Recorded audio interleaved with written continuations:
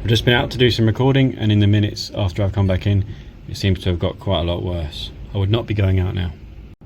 There's a lot of flying debris, not least pieces of my greenhouse, which is really quite upsetting, devastating, and I'll show you some footage of that towards the end. I think it's fair to say there's some very exciting geography to talk about today. It's the 18th of February 2022 and Storm Eunice is upon us. I'm outside, I possibly shouldn't be, but I'm doing that so you don't have to. You can experience these conditions through what I'm doing. Please stay indoors, please stay safe. Hello, I'm going to talk today about Storm Eunice. This is very definitely an example of UK extreme weather. Storms, very common in the UK at this time of year. They sweep in from across the Atlantic. There are particular conditions though, at the moment, which could lead to the formation of sting jets. Eunice could be one of the worst storms to hit the UK in 3 decades. The Great Storm of October 1987 was the last.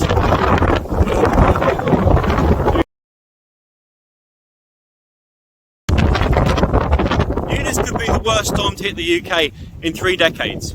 The Great Storm of October 1987 was the last of this severity. On that occasion, wind speeds hit 115 miles per hour.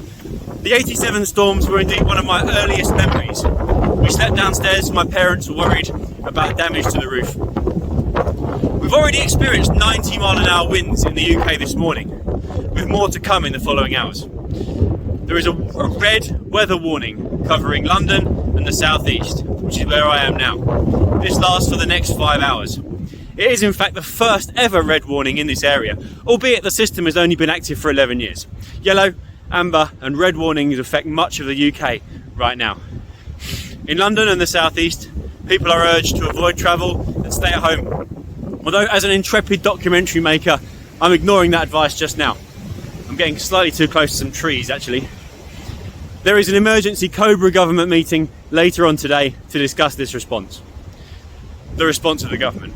In terms of effects, we've already heard the power cuts in Wales from this weather system arriving from the west, and Eunice very clearly has arrived in Essex now. Trees though, as it's moved across the country, have been brought down at power lines in Devon, and many precautionary closures have occurred, such as the closing of the Tamar Bridge in Plymouth. Many transport services have been cancelled. There is flight and train disruption as well, and many ferries have been cancelled. We must of course consider the knock-on socio-economic effects of this disruption, and there are over 10 flood warnings in the UK now. There's huge pressure on emergency services, and we're being told to only call 999 if absolutely necessary. There are warnings of flying debris, which I'm watching out for now. Having just walked past a couple of trees that have come down. There's one over here. There we go. Hang on. Schools and businesses are shut around the country, but of course in Essex, in much of Essex, it's half term, which of course means for me and for my students, we're not missing out on all important learning, which many people will see as a good thing.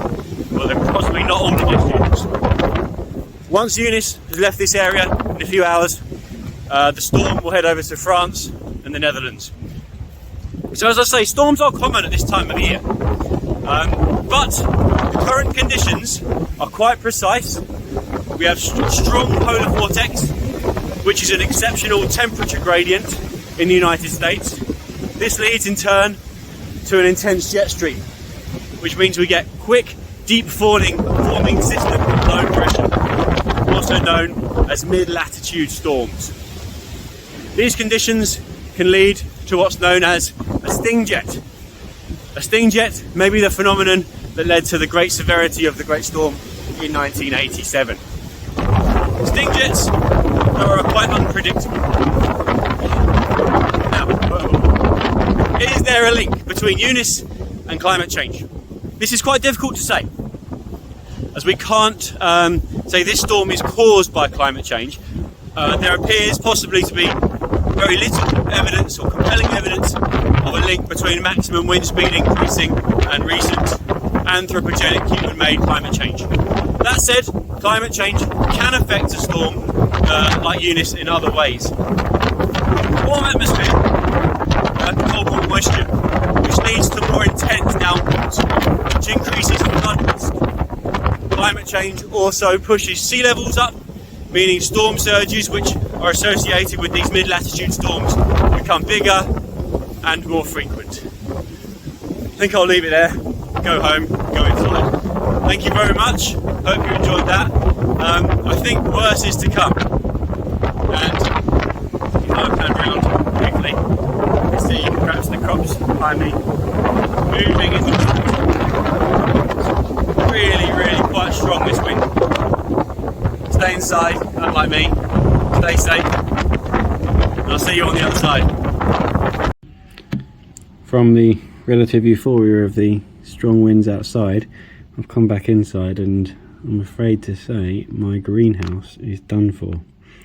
I've just seen a piece of it fly over the fence and that's really quite upsetting. Not sure where I'm going to go with that. We'll see where we get to at the end though. That's not very safe either.